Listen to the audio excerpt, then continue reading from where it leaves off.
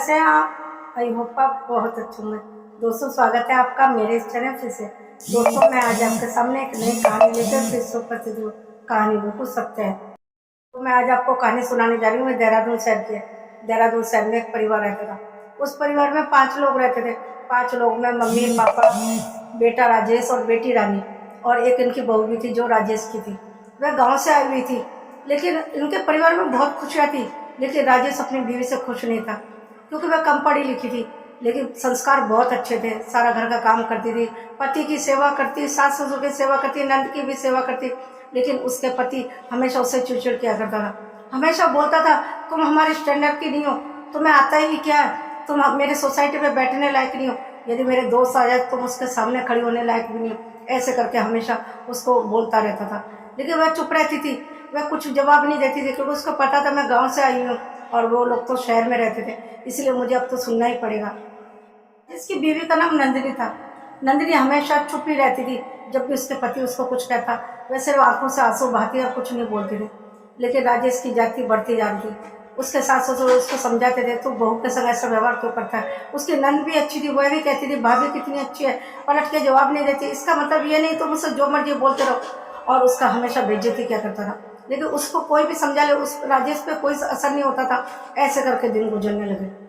नंदिनी हमेशा अपने पति की बात सुनकर चुप तो हो जाती थी, लेकिन एक चीज वह हमेशा देखती थी कि उसका पति किसी लड़की से बात कर रहा है, और वह पूछने की हिम्मत भी नहीं जुटा पाती थी। एक दिन उसने हिम्मत करके पूछ लिया, तुम किससे बातें करते हो, कोई लड़की की आवाज़ आती है मुझे।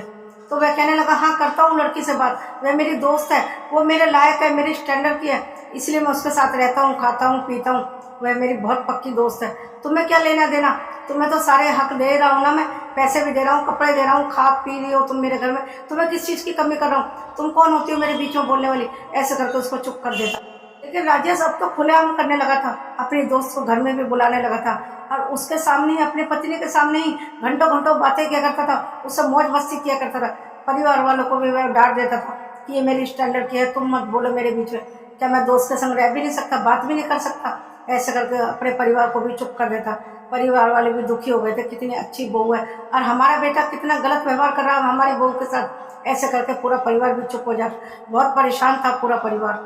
राजेश खुलेआम घूम रहा था उस लड़की के साथ, क्योंकि पूरे परिवार को जो पता था, अब उसे किसी बात का डर नहीं था।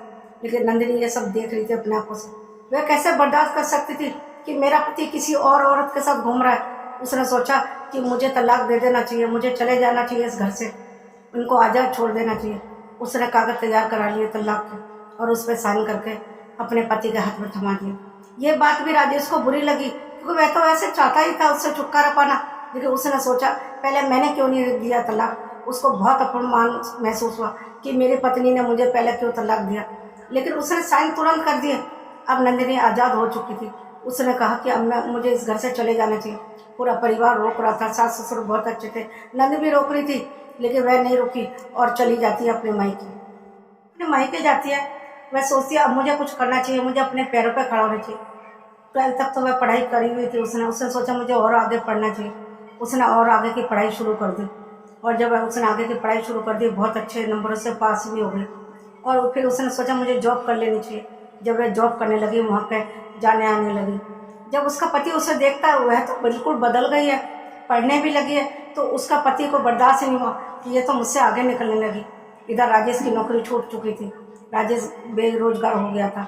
उधर जो उसकी पत्नी थी, जो तलाक दे चुकी थी, वह बहुत आगे बढ़ गई थी। उसको ये बर्दाश्त नहीं हुआ कि ये कल मेरी पत्नी थी और इतना आगे बढ़ गई है। नंदिनी जिस ऑफिस में काम करती थी, उसका जो मालिक था वो बहुत अच्छा था, नंदिनी की बहुत हेल्प किया करता था, क्योंकि नंदिनी थी ही इतनी अच्छी, मन लगा के काम करती थी। पूरा स्टाफ भी उससे बहुत खुश था, क्योंकि बहुत मन लगा के काम करती थी, बहुत लगन से काम करती थी।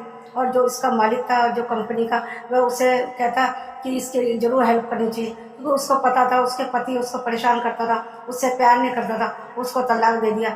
वह सोचता है कि इसकी मदद करनी चाहिए, जो उसका मालिक था। वह सोचता क्यों ना इसको अपना पार्टनर बना लूं, और वह उसको पार्टनर बनाने का ऑफर देता है। जब नंदिनी ये सब सुनती है, उसके पैरों तले जमीन खिसक जाती है। वह कहती है ये सब कैसे होगा, मैं इस काबिल हूँ कि तुम्हारा पार्टनर बन पाऊंगी। वह कहता है तुम्हारी जैसे अच्छी लड़की को कोई भी अपना पार्टनर बनाना चाहेगा। जब अगले दिन ऑफिस पहुंचती है, तो उसका जो मालिक था ऑफिस का, वह कहता है तुमने क्या सोचा, तो वह हाँ कर देती है। उसका जो ऑफिस का मालिक था बहुत खुश होता है, कहता मुझे तुमसे यही उम्मीद थी। वह कहते ठीक है, तुमने मुझे इस काबिल समझा। नंदिनी कहती है मैं बहुत खुश हूँ कि तुमने मुझे इस काबिल तो समझा। और वे एक साथ काम करते, एक साथ बैठते, खाते पीते, बिजनेस के लिए भी एक साथ ही जाते थे। और जो उसका मालिक था वह उसे मन ही मन चाहने लगा था। लेकिन उसने सोचा मैं इससे प्यार तो जरूर करता हूँ, लेकिन किसी दिन जाहिर नहीं होने दूंगा। यदि मैं उससे जाहिर करूँगा, अपना प्यार का इजहार करूँगा, तो वह नंदिनी ये ना सोचे कि मैं उसका फ़ायदा उठा रहा हूँ। इसलिए वह कभी सोचता है कि मैं इसे कभी जाहिर नहीं होने दूंगा कि मैं इसे प्यार करता हूँ।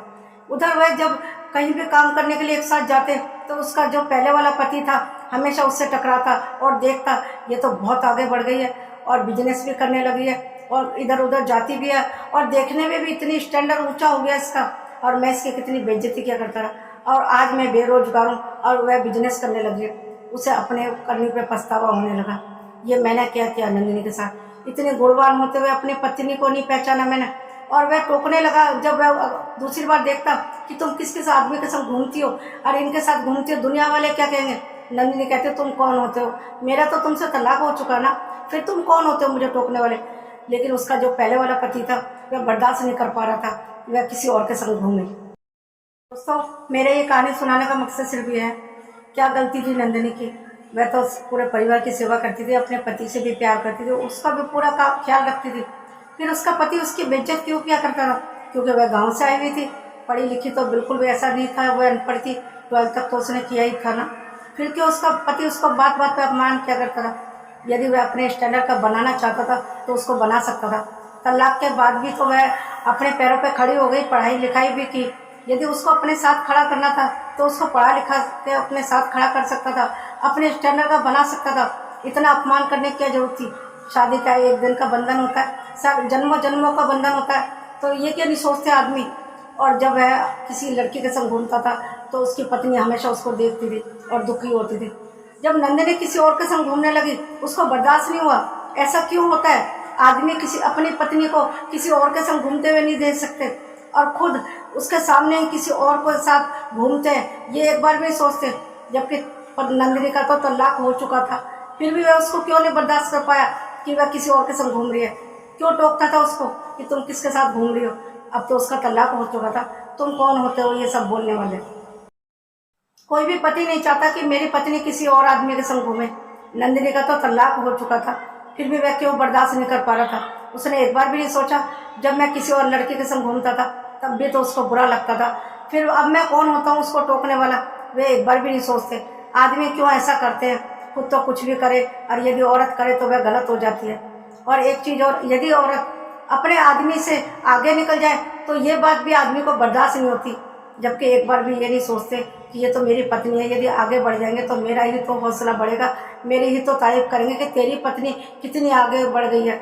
लेकिन ये एक बार भी नहीं सोचते। उनको मान सम्मान में ठेस पहुंचती है कि मेरी पत्नी मुझसे आगे कैसे पहुंच गई। नंदिनी भी उससे आगे बढ़ चुकी थी और जबकि उससे कोई रिश्ता नहीं था, फिर भी वह उसको देख के गुस्सा करता था कि वह मुझसे आगे क्यों बढ़ गई और किसी और के संग क्यों घूम रहे। ऐसे दो तरह का व्यवहार नहीं होना चाहिए। पति के लिए और पत्नी के लिए एक जैसा व्यवहार होना चाहिए। आखिर में मैं सबसे यही कहना चाहती हूँ, कभी भी किसी का अपमान न करें कि तुम मेरे काबिल नहीं हो, तुम मेरे स्टैंडर्ड नहीं हो। यदि तुम उसे अपनी तरह बनाना चाहते तो वह बन सकता है, क्योंकि किसी को भी बदला जा सकता है, अपने स्टैंडर्ड का बनाया जा सकता है।